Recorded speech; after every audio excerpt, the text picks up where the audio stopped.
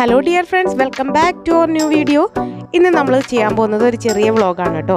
കുവൈറ്റിലെ പ്രധാനപ്പെട്ട ലാൻഡ്മാർക്ക് അല്ലെങ്കിൽ സിംബൽ എന്നറിയപ്പെടുന്ന കുവൈറ്റ് ടവറിൻ്റെ വിശേഷങ്ങളുമായിട്ടാണ് ഇന്നത്തെ നമ്മുടെ പുതിയ വീഡിയോ.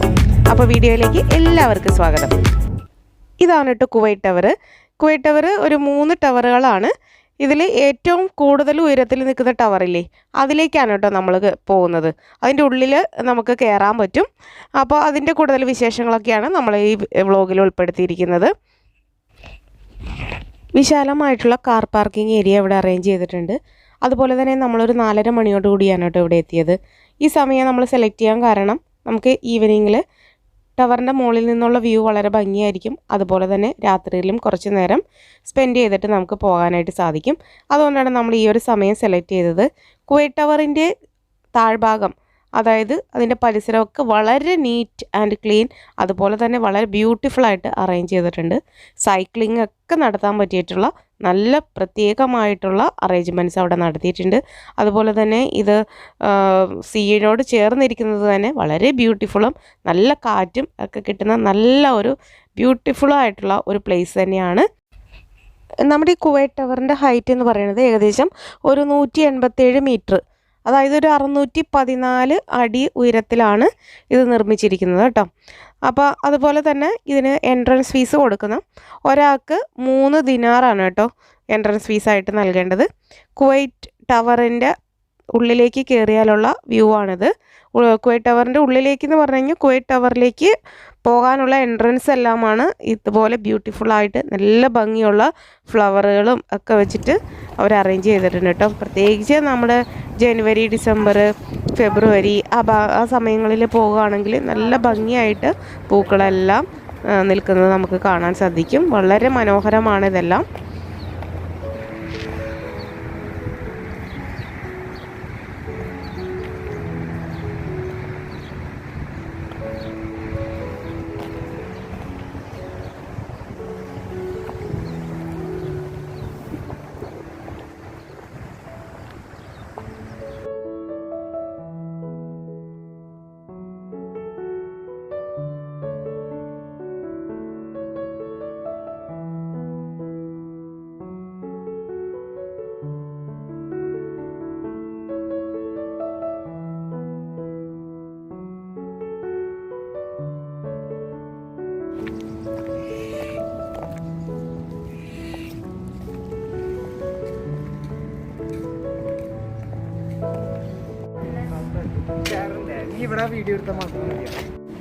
അപ്പം നമ്മൾ ടവറിലേക്ക് കയറാൻ വേണ്ടിയിട്ട് ലിഫ്റ്റിന് വേണ്ടിയിട്ട് വെയിറ്റ് ചെയ്ത് നിൽക്കുവാണ് കേട്ടോ.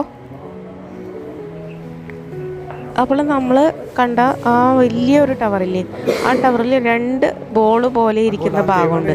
അതിൽ ഒരെണ്ണത്തിൽ റെസ്റ്റോറൻറ്റും ഏറ്റവും മുകളിലുള്ളതിലുമാണ് ഇതുപോലുള്ള വ്യൂ പോയിൻറ്റും ഉള്ളത് കേട്ടോ. അപ്പോൾ നമ്മളത് ഏറ്റവും മുകളിൽ എത്തിയിട്ടുണ്ട്. അതിൻ്റെ മുകളിൽ നിന്ന് നമുക്ക് വേറെയും മുകളിലേക്ക് കയറി പോകാനായിട്ട് സ്റ്റെപ്പുകൾ കൊടുത്തിട്ടുണ്ട് കേട്ടോ. അപ്പോൾ ഇതാണ് നമ്മൾ ലിഫ്റ്റ് കയറി ചെല്ലുമ്പോഴുള്ള ഒരു വ്യൂ പോയിൻ്റ് എന്ന് പറയുന്നത്. ഇവിടെ നിന്ന് നോക്കിക്കഴിഞ്ഞാൽ കുവൈറ്റിൻ്റെ എല്ലാ ഭാഗവും നമുക്ക് വളരെ ഭംഗിയായിട്ട് കാണാനായിട്ട് സാധിക്കും. 3 കേടി കൊടുത്തു കഴിഞ്ഞാലും നമ്മൾ കുവൈറ്റിൻ്റെ ലാൻഡ്മാർക്കായിട്ടുള്ള കുവൈറ്റ് ടവറിൻ്റെ ഉള്ളിൽ ഒരു പ്രാവശ്യമെങ്കിലും നമ്മൾ പോകേണ്ടത് തന്നെയാണ് കേട്ടോ.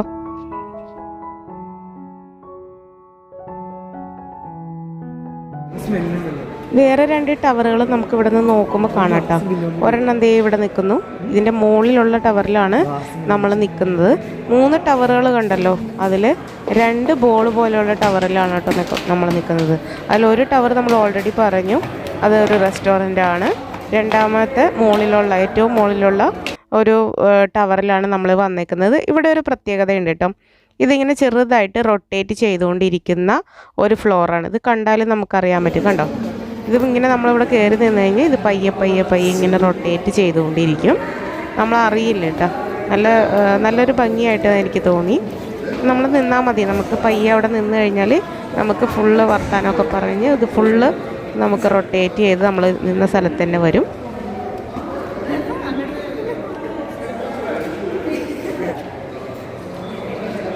നമ്മൾ തിരിച്ച് ഇതാണ് നീങ്ങണത്, അത് നീങ്ങണെങ്ങനെ?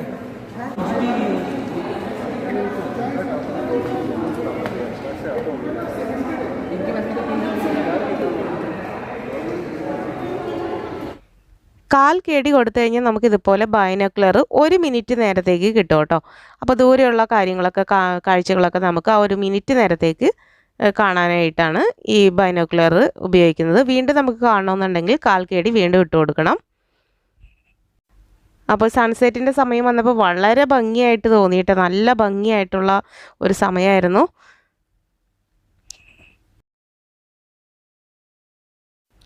അതുപോലെ ഇവിടെ സ്നാക്സും കാര്യങ്ങളൊക്കെ ഉണ്ട്. നമുക്ക് ആവശ്യമുണ്ടെങ്കിൽ ഇതൊക്കെ മേടിച്ച് കഴിക്കാം.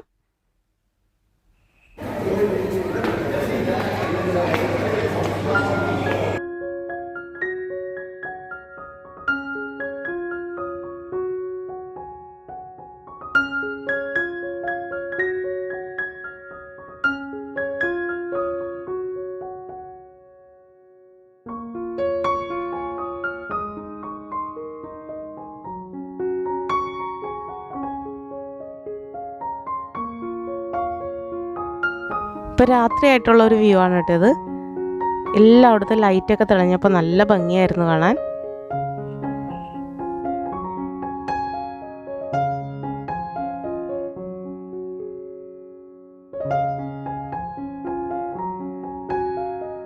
ഇപ്പോൾ നമ്മൾ ആ റൊട്ടേറ്റ് ചെയ്യുന്ന ആ സ്ഥലത്തു നിന്ന് താഴേക്ക് ഇറങ്ങാണ്. ഈ പ്ലേസിൽ നിന്നാണ് നമ്മൾ ലിഫ്റ്റിൽ കയറി താഴേക്ക് പോകേണ്ടത് കേട്ടോ. ഇപ്പോൾ രാത്രിയിൽ കുവൈറ്റ് ടവറിൻ്റെ കളറ് ഈ ഒരു രീതിയിലാണ് അവർ അറേഞ്ച് ചെയ്തേക്കുന്നത്. ഗ്രീനും റെഡും വൈറ്റും ഒക്കെ ആയിട്ടാണ്.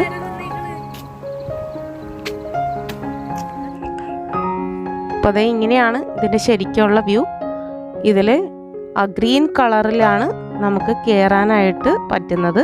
ബാക്കി 2 ഒരു ഷോയ്ക്ക് വേണ്ടിയിട്ട് നിർത്തിയേക്കുന്നതാണ്. ആ ഗ്രീൻ കളറിൻ്റെ 2 ടവറുകളിലാണ് നമുക്ക് കയറാൻ പറ്റുന്നത്. അതിൽ ആ വലിയ ടവർ റെസ്റ്റോറൻറ്റും അതിന് മുകളിലത്തെ ടവറിലുമാണ് നമ്മൾ കയറിയത്.